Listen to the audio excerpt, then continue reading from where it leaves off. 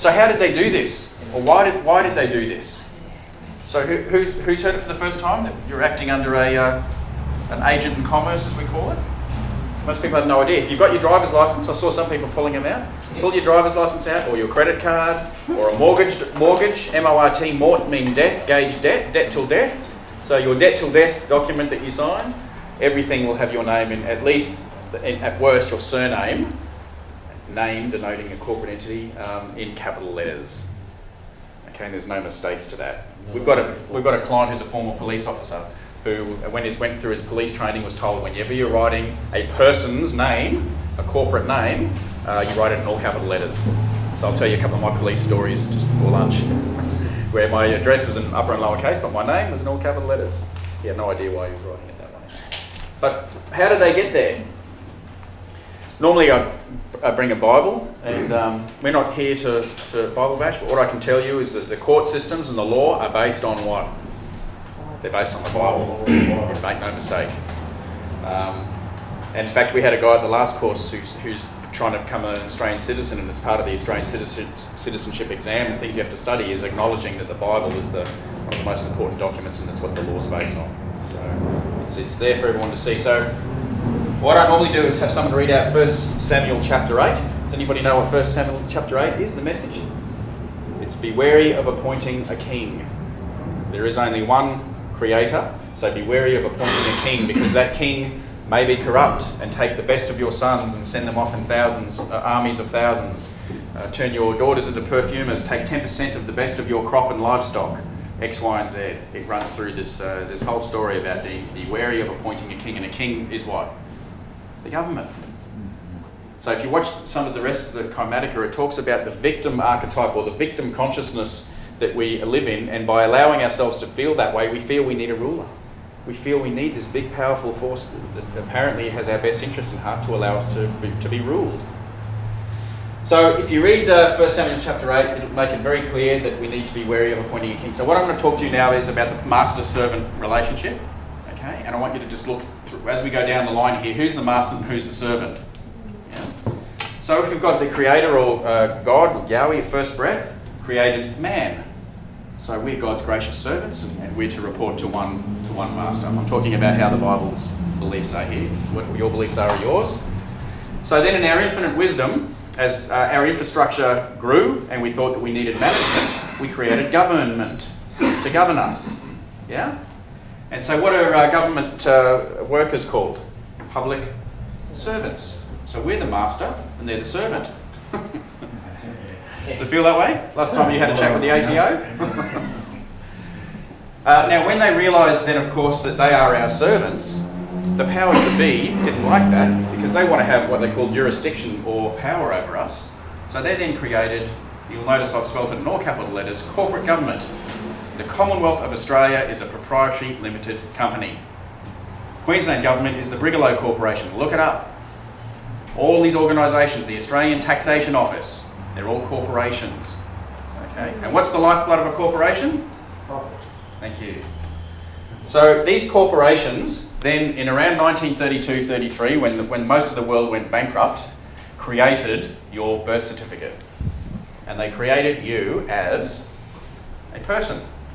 Get a Black's Law Legal Dictionary. It's the dictionary they'll use in court, and look up person. It will denote a person as a corporation, and the lesser of which any meaning is to stand in court. So they've created this trust, or this document here, which is a birth certificate. They always had the Register of Births, Deaths and Marriages, but they started issuing these certificates in around 1932-33. Okay. So quick background knowledge. And we're sort of building a jigsaw puzzle here today, guys. But like, it's hard. I'm building a little bit over here, a little bit over here. Hopefully by the end of the day it'll come together. But just from a banking perspective, in 1913 in America, the Federal Reserve was instigated. And that's a centrally owned bank. Okay, centrally owned bank by who? People think it's the government. Same with the RBA, the Reserve Bank of Australia. Who thinks the RBA is a government institution? Nope, privately owned. So you've got private corporations and people issuing the money and controlling the people. So when the government went bankrupt, these banksters came back and said, right, well, we now want collateral over your people. So they've created a corporate a corporate entity that you now trade under. Amazing, isn't it? What happens if your birth certificate is written in lowercase? Some of them are in upper and lower case, but in italics. So under maritime law, anything in a box or italics or a bracket can't be seen or heard. Still fiction. Is this in a box? Is anything in maritime law admissible that's in a box admissible? What do you stand in to bear witness when you enter a courtroom? A witness box. You can't be seen or heard. If the name's written in lowercase, it's actually the common law title, and the common law title is the name, or the title that's gifted to the parents, or gifted by the parents to the child, I should say. So there's a common law title on the document, and there's a family name on the document, and in our minds we associate them. But they're not truly associated. They're not the same. They're very different. And you continually what they call joinder yourself to this corporate entity, and every time you do that, you relinquish your rights, your unalienable rights as a being. So they've created this person down here that's now been traded. Your original birth certificate, this isn't Steph's, the original one will be probably sitting in a Swiss bank somewhere with a few stamps on it, has been mortgaged. There's what they call an exemption account, or an offset account that's been set with your bond or your trust deed here. Who thinks they're running around as a trust or a corporation? What do you need to open a bank account? What do you need for your passport?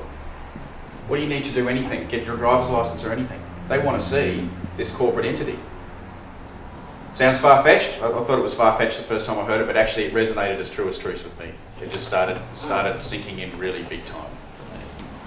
So they've then created this corporate person and given you a tax file number, just like they give an ABN number to any other corporation, or a birth certificate number or a social security number, which is up here, or a warehouse receipt, your state chattel, owned by the state. Remember what a certificate is? Now this document's it's beautiful. They don't hide any of this, guys. They put it up for you to see what you've done. My birth certificate, I'm 43, Steph's 30, so I'm sort of the next generation on. They've got father's occupation only, whereas Steph's got mother's and father's occupation. Because what's happened is, of course, as debt got bigger and taxes, they wanted to tax both the population, not just men. Women then went out to work. But why do they ask for the father's occupation? Yeah, know how much you're worth. If your dad's a doctor, it's a good chance you might be. If he's a coal miner, it's a good chance you might be. They need to know what they're going to mortgage this document for. It's not fascinating, isn't it? Now, what about the informant? Doesn't informant denote some sort of passing on of information of a crime? What's the informant? This whole document is fiction. It's all in a box. Can't be seen or heard. So we're going to go through now the public and private side of things, which is fiction and substance. Isn't it incredible? We're all running around in this fictional world, signing up. Go and try and open a bank account and tell them to spell your name in lowercase. You've been created as a nom de guerre dead person. That's actually not a birth certificate, it turns into a death certificate. Under trust law, in 45 days it goes off to probate. You're actually running around as a nom de guerre dead person. How many rights does a dead person have? None. Just How many rights, what about a corporation? Isn't that what corporation stands for? C-O-R-P, dead? It's a dead man speaking. That's what corporation stands for. does that mean I can claim insurance for being dead? For being dead. Yeah. Well, you're running around telling everyone you're dead every time you sign something under that If entity. you're dead, you can't pay tax, sir. You don't pay tax, your corporation does. So we'll run through that. You can't be taxed. The Bible says you can't be, and you can't be put in servitude or usury. So you don't, but your corporation does. Just in relation to these deeds of us, the real us, there's literally 6 billion pieces of paper sitting somewhere Yep. in the world. Yeah. Why do you think Australia puts on a big party when they have 3,000 people at once become citizens? Because Australia's just taken on all that money. Your eyes will be opened the more you go through, and when you leave here today, you'll start seeing things very differently. So there's a very public and a very private side to the way we exist. Okay, the public side is all about fiction. They've created this big smoke and mirrors persona or person. Okay, whereas on the other side, are we not men and women? Are we dead? Are we nom de guerre dead people in corporations, or are we men and women? So when they write your name in capital letters, Okay, we'll show you now how to write your name in what's called quantum English or truth language. So rather than writing your name John James Doe, you'd write it John hyphen James, sorry, not hyphen, full colon John hyphen James full colon Doe. Full colon, if you look in an international styles or any styles manual, denotes a prepositional phrase. Okay, so you're actually noticing people that you are a noun. You are something of substance by writing your name that way. I see a lot of people even writing to us and in their emails and they're writing their name this way. They don't even know why. Don't use information if you don't know why you're doing it. So you can watch David Windmiller's stuff, but please start denoting yourself as a noun or a factual being in the future. Who thinks they're a citizen or a resident or a ratepayer? All of those are public words. They're public entities with corporate ramifications. Or a licensee, or an employee. How many of you are running around and joining yourself to these entities? Are we not sovereign sentient beings? Sovereign meaning of the land, sentient means flesh and blood, spirit-filled beings. Are we not? We're not non-dead people. How we trade is through what we call is your agent in commerce or your birth certificate. That's the window between the two worlds that you are always signing off on. Look at the documents when you go and get your driver's license. You will be relinquishing your rights by identifying yourself as this entity. So whether you're doing it with knowledge or without knowledge is up to you from now on. Under the public side, we operate, as you just saw, under Admiralty or maritime law, which was the law of the sea. And it was all about trade, wasn't it? And then they very wittingly worked out that that's how they could trade us. So you've got to remember, the whole civilised world was Europe, wasn't it, until 300 years ago? They didn't really know about America or Australia. And from there, the whole colonisation of the world revolved around trade and ownership and money. What about just the taxes? Building permit tax, cigarette tax, corporate income tax, GST, fishing licence tax. Fishing licence tax. I was fishing with my 9-year-old daughter a couple of years ago at Mullumbimby, and someone came running up to me and said, "Mate, you have a licence?" My driver's licence. Yeah, no, your fishing licence. So I'm just catching a fish with my daughter. And you need a fishing licence. You need a licence to catch one fish to put on the barbecue. Come on. Food licence tax, fuel permit tax, petrol, diesel tax, hunting licence tax, inheritance tax, that's a good one. Inventory tax, payroll tax, liquor tax, luxury tax, marriage licence tax, property tax, service charges as tax, capital gains tax. So philanthropic. Road usage tax, vehicle licence registration tax, tax. Still think it's funny? Not one of these taxes existed 100 years ago. Does a wallaby need a licence to cross the road to eat the gum leaves on the other side? Why do we need one to visit our loved ones on the other side of the city? Do you know that it says in the Constitution that you have the right to travel from property to property unhindered? You do, as a sovereign sentient being. That's a ruling in the High Court. And the High Court said that the Australian Constitution must be upheld at all times. Otherwise it's treason. Look at all these taxes, look at all these laws. I'd love to go into court one day and say, Your Honour, before we get started, could I just ask you 3 questions? I just want to test you on 3 laws. What does it say under the Crimes Act, Section 47, subsection B? Oh, you don't know. Okay, what about this one? Just read 3 of them out. And when they don't know, ask them, why is it conscionable then, or why is it appropriate that we're expected to run around and understand 7 million laws and statutes? Are they not unrevealed? How are you supposed to know that? What are they designed to do? Yeah. It's absolutely crazy. All of this is based on an adversarial or war footing. Conquering and taking for power. The mandate of the colonisation policies was take by force. And if the savages resist, do what? Yeah. Who's heard of Mark McMurtry? Yeah? Not many? Look him up, and if you ever get the chance to see him speak, do so, or watch his DVDs. He has a lot to do with human rights, in particular the Aboriginal rights, because he's Aboriginal. And he's just got such a dry way of explaining things. He said, you tell me why 222 years ago, my brothers were out on the edge of the sea, and these funny boats started to arrive, and these people got off with these rectangular shaved hats and grey wigs and funny costumes, and they climbed the nearest hill and they stuck a pole in the ground with a rag off the end of it and proclaimed this land to be the king on the other side of the planet. So a flagpole. That's what they did. So what's your name? Cosmic Dave. How would you be if I came to your place and stuck a flagpole in the ground and said, I proclaim your place now to be Steph's? And if you argue with me, I'm going to shoot you. Tell me how it was any different. What was his name, Michael? What? Mark McMurtry? Mark. Yeah. Can you spell me? I don't know, but you say it like this. McMurtry. McMurtrie. Thanks. If you guys like, you can just email us. If I bring up anything that you need more satisfaction on, just email us, and we'll take about 3.5 weeks to get back to you.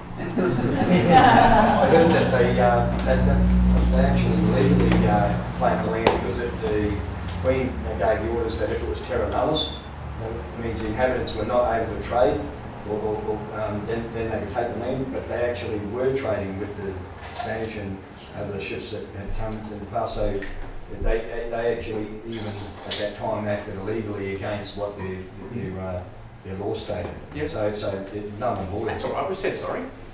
Yeah.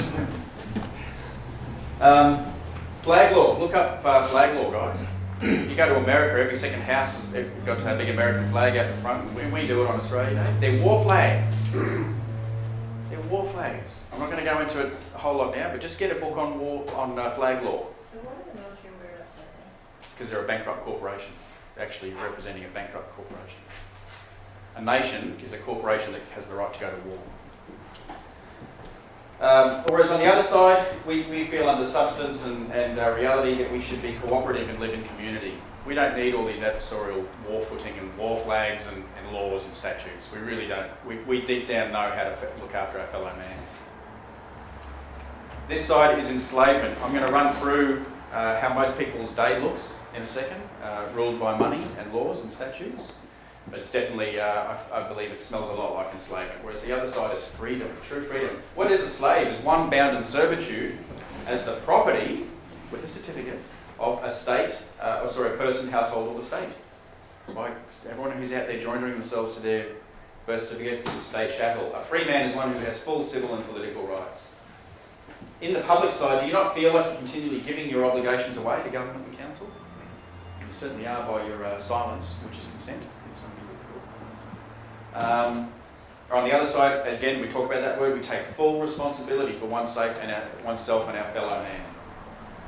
Now let's lead into the money side of things.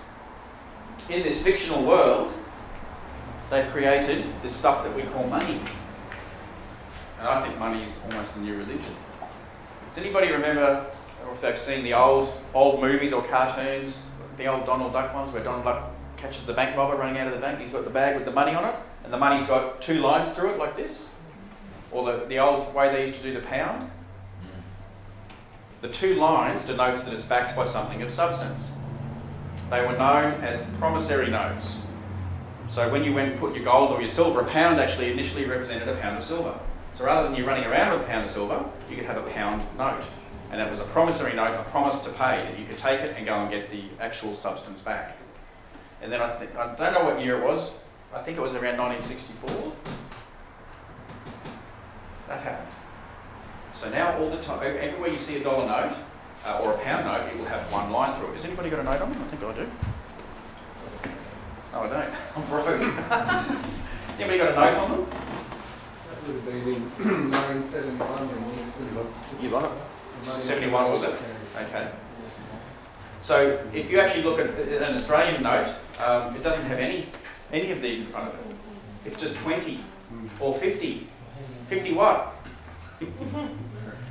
And it won't have it written $50. It's written in italics, which can't be seen or heard.